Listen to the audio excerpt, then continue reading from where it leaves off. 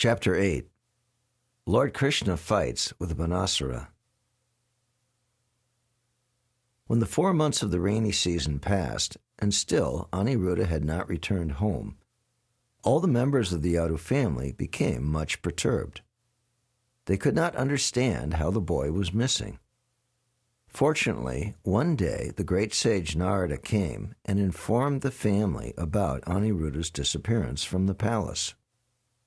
He explained how Aniruddha had been carried to the city of Shunitapur, the capital of Banasura's empire, and how Banasura had arrested him with the Nagapash, even though Aniruddha had defeated his soldiers. This news was given in detail, and the whole story was disclosed. Then the members of the Yadu dynasty, all of whom had great affection for Krishna, prepared to attack the city of Shunitapur. Practically all the leaders of the family, including Pradyumna, Satyaki, Gada, Samba, Sarana, Nanda, Upananda, and Bhadra, combined together and gathered 18 Akshohini military divisions into phalanxes. Then they all went to Shunitapur and surrounded it with soldiers, elephants, horses, and chariots. Banasura heard that the soldiers of the Yadu dynasty were attacking the whole city, tearing down various walls, gates, and nearby gardens. Becoming very angry, he immediately ordered his soldiers, who were of equal caliber, to go and face them. Lord Shiva was so kind to Banasura that he personally came as the commander-in-chief of the military force, assisted by his heroic sons, Kartikeya and Ganapati. Seated on his favorite bull, Nandishwar, Lord Shiva led the fighting against Lord Krishna and Balaram. We can simply imagine how fierce the fighting was.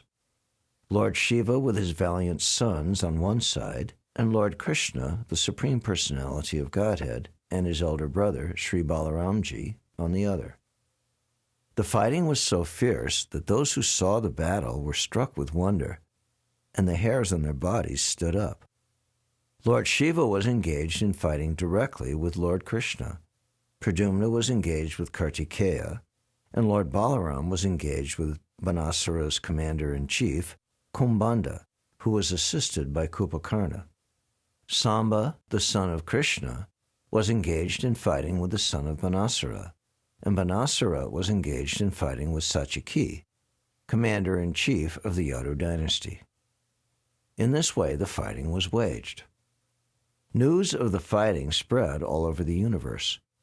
Demigods such as Lord Brahma from higher planetary systems, along with great sages and saintly persons, Siddhas, Charanas, and Gandharvas, all being very curious to see the fight between Lord Shiva, Lord Krishna, and their assistants, were hovering over the battlefield in their airplanes. Lord Shiva is called the Bhutanat, being assisted by various types of powerful ghosts and denizens of the inferno, Bhutas, Pretas, Pramatas, Guyakas, Dakinis, Pishachas, Kushmandas, Vetalas, Vinayakas, and Brahma Rakshasas. Of all kinds of ghosts, the Brahma Rakshasas are very powerful. Brahmins transferred to the role of ghosts become Brahma Rakshasas. The Supreme Personality of Godhead, Sri Krishna, simply drove all these ghosts away from the battlefield, beating them with his celebrated bow, Sharangadhanu. Lord Shiva then began to release all his selected weapons upon the Personality of Godhead. Lord Sri Krishna, without any difficulty, counteracted all these weapons with counter-weapons. He counteracted the Brahmastra, similar to the atomic bomb, by another Brahmastra, and an air weapon by a mountain weapon. When Lord Shiva released a particular weapon, bringing about a violent hurricane on the battlefield, Lord Krishna presented just the opposing element, a mountain weapon which checked the hurricane on the spot. Similarly, when Lord Shiva released his weapon of devastating fire, Krishna counteracted it with torrents of rain. At last, when Lord Shiva released his personal weapon, called Pashupata Shastra, Krishna immediately counteracted it by the Narayan Shastra. Lord Shiva then became exasperated in fighting with Lord Krishna. Krishna then took the opportunity to release his yawning weapon. When this weapon is released, the opposing party becomes tired, stops fighting, and begins to yawn. Consequently, Lord Shiva became so fatigued that he refused to fight anymore and began to yawn. Krishna was now able to turn his attention from the attack of Lord Shiva to the efforts of Banasura, and he began to kill his personal soldiers with swords and clubs. Meanwhile, Lord Krishna's son Pradyumna was fighting fiercely with Kartikeya, the commander-in-chief of the demigods. Kartikeya was wounded, and his body was bleeding profusely. In this condition, he left the battlefield and, without fighting any more, rode away on the back of his peacock carrier. Similarly, Lord Balaram was smashing Banasura's commander-in-chief, Kumbhanda, with the strokes of his club. Kupakarna was also wounded in this way, and both he and Kumbhanda fell on the battlefield, the commander-in-chief being fatally wounded. Without guidance, all of Banasura's soldiers scattered here and there. When Banasura saw that his soldiers and commanders had been defeated, his anger only increased. He thought it wise to stop fighting with Satyaki, Krishna's commander-in-chief, and instead directly attacked Lord Krishna. Now having the opportunity to use his 1,000 hands, he rushed towards Krishna, simultaneously working 500 bows and 2,000 arrows. Such a foolish person could never measure Krishna's strength. Immediately, without any difficulty, Krishna cut each of Banasura's bows into 2 pieces, and to check him from going further, made his chariot horses lay on the ground. The chariot then broke to pieces. After doing this, Krishna blew his conch shell, Panchajanya. There was a demigoddess named Kotara, who was worshipped by Banasura, and their relationship was as mother and son. Mother Kotara was upset that Banasura's life was in danger, so she appeared on the scene. With naked body and scattered hair, she stood before Lord Krishna. Sri Krishna did not like the sight of this naked woman, and to avoid seeing her, he turned his face. Banasura, getting this chance to escape Krishna's attack, left the battlefield. All the strings of his bows were broken, and there was no chariot or driver, so he had no alternative than to return to his city. He lost everything in the battle. Being greatly harassed by the arrows of Krishna, all the associates of Lord Shiva, the hobgoblins and ghostly bhutas, pretas, and kshatriyas, left the battlefield. Lord Shiva then took to his last resort. He released his greatest death weapon, known as Shivajwar, which destroys by excessive temperature.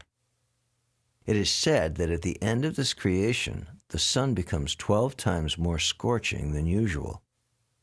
This 12 times hotter temperature is called Shivajwar. When the Shivajwar personified was released, he had 3 heads and 3 legs, and as he came toward Krishna, it appeared that he was burning everything into ashes. He was so powerful that he made blazing fire appear in all directions, and Krishna observed that he was specifically coming toward him. As there is a Shivajwar weapon, there is also a Narayanjwar. Narayanjwar is represented by excessive cold.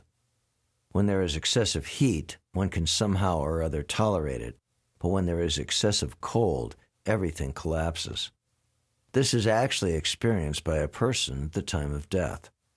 At the time of death, the temperature of the body first of all increases to 107 degrees, and then the whole body collapses and immediately becomes as cold as ice.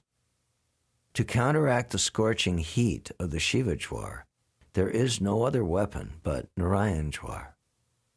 When Lord Krishna saw that the Shivajwar had been released by Lord Shiva, he had no other recourse than to release Narayanjwar. Lord Sri Krishna is the original Narayan and the controller of the Narayanjwar weapon. When the Narayanjwar was released, there was a great fight between the 2 jwaras. When excessive heat is counteracted by extreme cold, it is natural for the hot temperature to gradually reduce, and this is what occurred in the fight between Shivajwar and Narayanjwar. Gradually, Shivajwar's temperature diminished, and Shivajwar began to cry for help from Lord Shiva, but Lord Shiva was unable to help him in the presence of the Narayanjwar. Unable to get any help from Lord Shiva, the Shivajwar could understand that he had no means of escape outside surrendering unto Narayan, Lord Krishna himself. Lord Shiva, the greatest of the demigods, could not help him, what to speak of the lesser demigods, and therefore Shivajwar ultimately surrendered unto Krishna, bowing before him and offering a prayer so that the Lord might be pleased and give him protection. By this incidence of the fight between the ultimate weapons of Lord Shiva and Lord Krishna, it is proved that if Krishna gives someone protection, no one can kill him. But if Krishna does not give one any protection, then no one can save him. Lord Shiva is called Mahadev, greatest of all demigods, although sometimes Lord Brahma is considered the greatest of all demigods because he can create, whereas Lord Shiva can annihilate the creations of Brahma. But both Lord Brahma and Lord Shiva act only in one capacity. Lord Brahma can create and Lord Shiva can annihilate, but neither of them can maintain.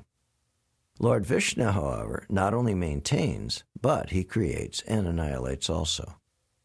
Factually, the creation is not affected by Brahma because Brahma himself is created by Lord Vishnu. Lord Shiva is created or born of Brahma.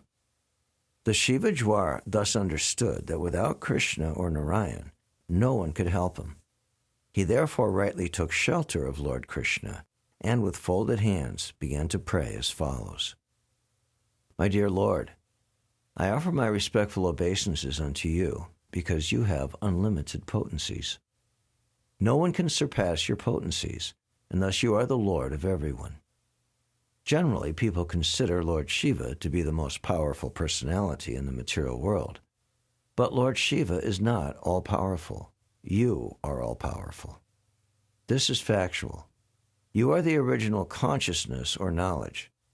Without knowledge or consciousness, nothing can be powerful. A material thing might be very powerful, but without the touch of knowledge or consciousness, it cannot act. A material machine may be very gigantic and wonderful, but without the touch of someone conscious and in knowledge, the material machine is useless for all purposes. My Lord, you are complete knowledge, and there is not a pinch of material contamination in your personality. Lord Shiva may be a powerful demigod because of his specific power to annihilate the whole creation. And similarly, Lord Brahma may be very powerful because he can create the entire universe. But actually, neither Brahma nor Lord Shiva is the original cause of this cosmic manifestation. You are the absolute truth, the supreme Brahman, and you are the original cause. The original cause of the cosmic manifestation is not the impersonal Brahman effulgence. That impersonal Brahman effulgence is resting on your personality. As is confirmed in the Bhagavad Gita, the cause of the impersonal Brahman is Lord Krishna. This Brahman effulgence is likened to the sunshine which emanates from the sun globe. Therefore, impersonal Brahman is not the ultimate cause. The ultimate cause of everything is the supreme eternal form of Krishna. All material actions and reactions are taking place in the impersonal Brahman. But in the personal Brahman, the eternal form of Krishna, there is no action and reaction. My Lord, your body is therefore completely peaceful, completely blissful, and is devoid of material contamination. In the material body, there are actions and reactions of the three modes of material nature. The time factor is the most important element and is above all others, because the material manifestation is affected by time agitation. Thus, natural phenomena come into existence, and as soon as there is the appearance of phenomena, fruit of activities are visible. As the result of these fruit of activities, a living entity takes its form. He acquires a particular type of nature which is packed up in a subtle body and gross body, formed by the life air, the ego, the 10 sense organs, the mind, and the 5 gross elements. These then create the type of body which later becomes the root or cause of various other bodies, which are acquired one after another by the transmigration of the soul. All these phenomenal manifestations are the combined actions of your material energy. Unaffected by the action and reaction of different elements, you are the cause of this external energy, and because you are transcendental to such compulsions of material energy, you are the supreme tranquility. You are the last word in freedom from material contamination. I am therefore taking shelter at your lotus feet, giving up all other shelter. My dear Lord, your appearance as the son of Vasudeva and your role as a human being is one of the pastimes of your complete freedom. To benefit your devotees and to vanquish the non-devotees, you appear in multi-incarnations. All such incarnations descend in fulfillment of your promise in the Bhagavad Gita, that you appear as soon as there are discrepancies in the system of progressive life. When there are disturbances by irregular principles, my dear Lord, you appear by your internal potency. Your main business is to protect and maintain the demigods and spiritually inclined persons, and maintain the standard of material law and order. Simultaneous to the maintenance of such law and order, your violence to the miscreants and demons is quite befitting. This is not the first time you have incarnated. It is to be understood that you have done so many, many times before. My dear Lord, I beg to submit that I have been very greatly chastised by the release of your Narayan Jwar. It is certainly very cooling, yet at the same time very severely dangerous and unbearable for all of us.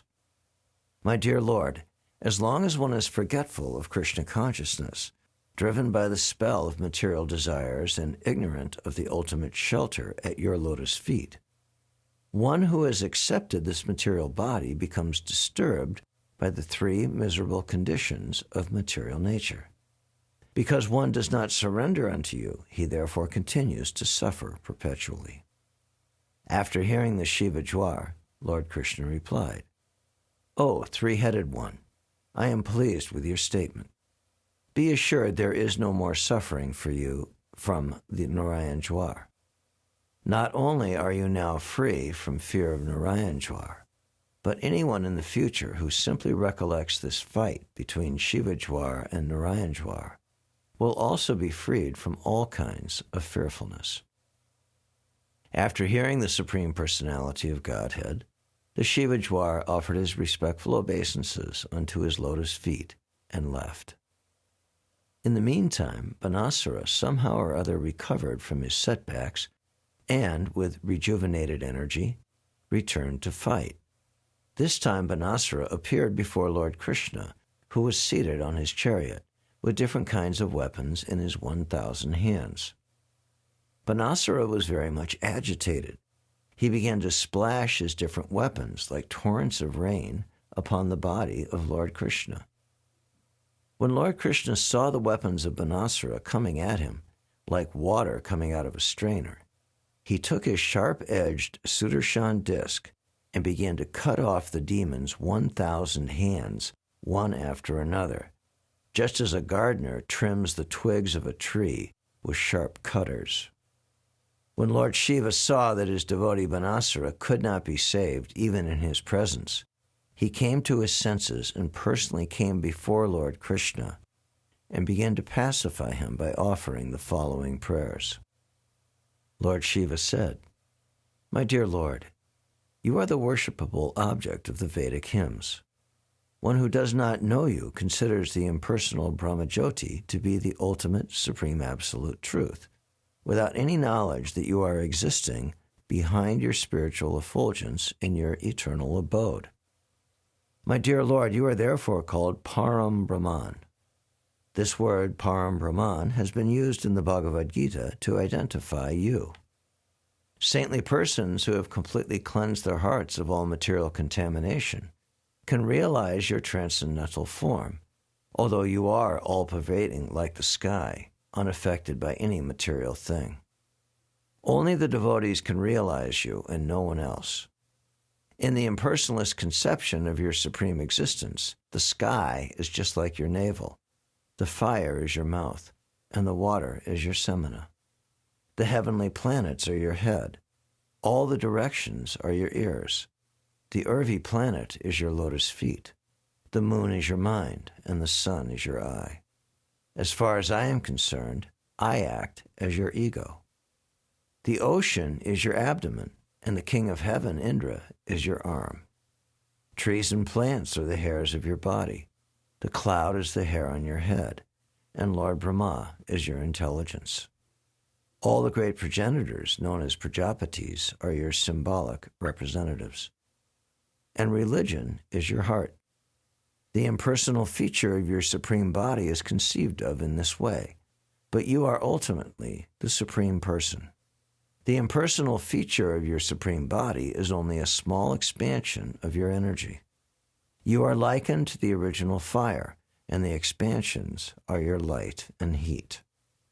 Lord Shiva continued, My dear Lord, although you are manifested universally, different parts of the universe are the different parts of your body, and by your inconceivable potency, you can simultaneously be both localized and universal.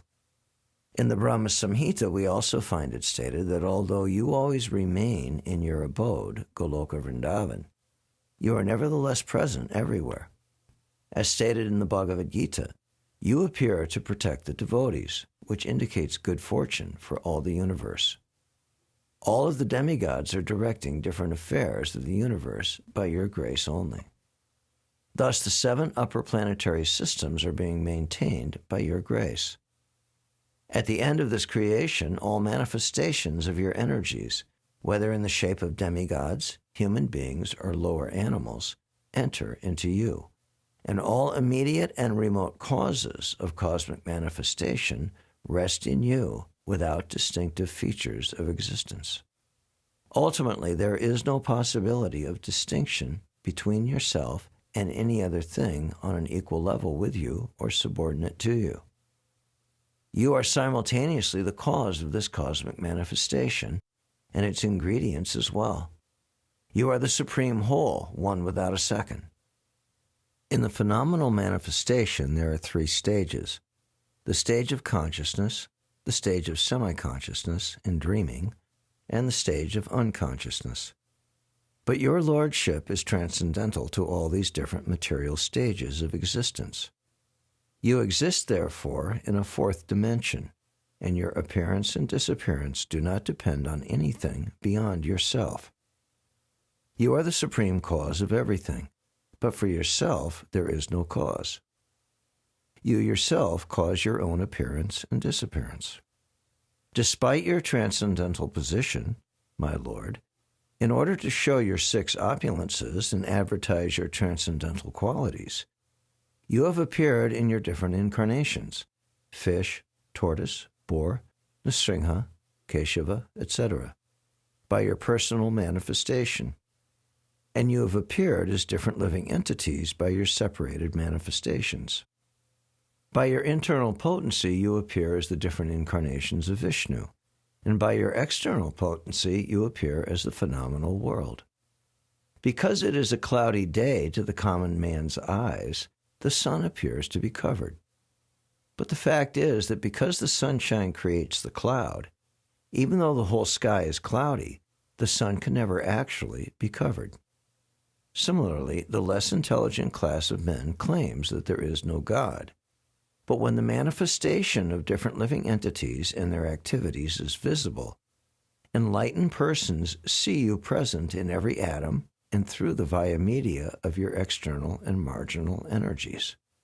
Your unlimited potential activities are experienced by the most enlightened devotees. But those who are bewildered by the spell of your external energy identify themselves with this material world and become attached to society, friendship, and love. Thus they embrace the 3-fold miseries of material existence and are subjected to the dualities of pain and pleasure. They are sometimes drowned in the ocean of attachment and sometimes taken out of it. My dear Lord, only by your mercy and grace can the living entity get the human form of life, which is a chance to get out of the miserable condition of material existence. However, a person who possesses a human body, but who cannot bring the senses under control, is carried away by the waves of sensual enjoyment. As such, he cannot take shelter of your lotus feet, and thus engage in your devotional service.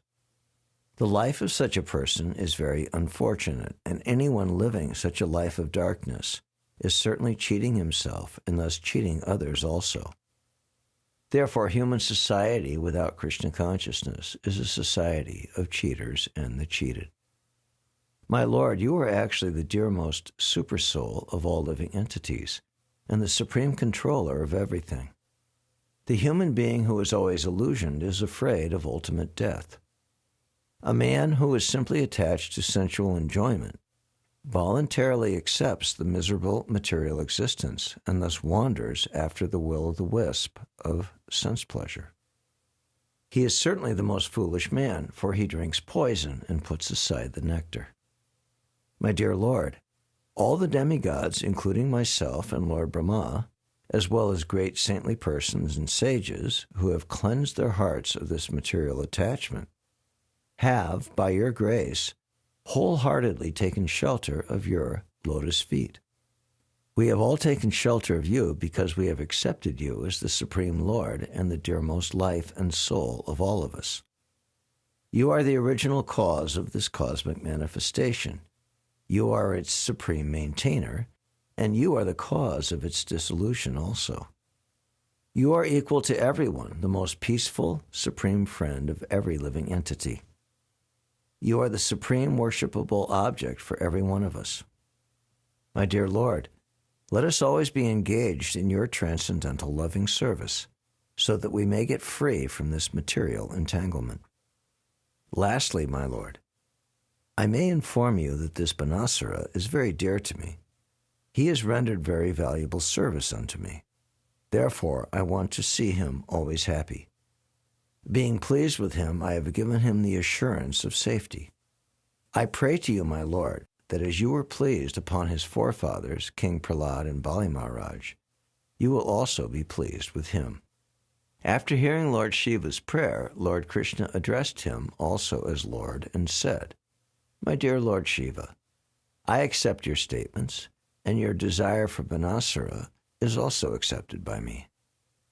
I know that this Banasura is the son of Bali Maharaj, and as such I cannot kill him because that is my promise.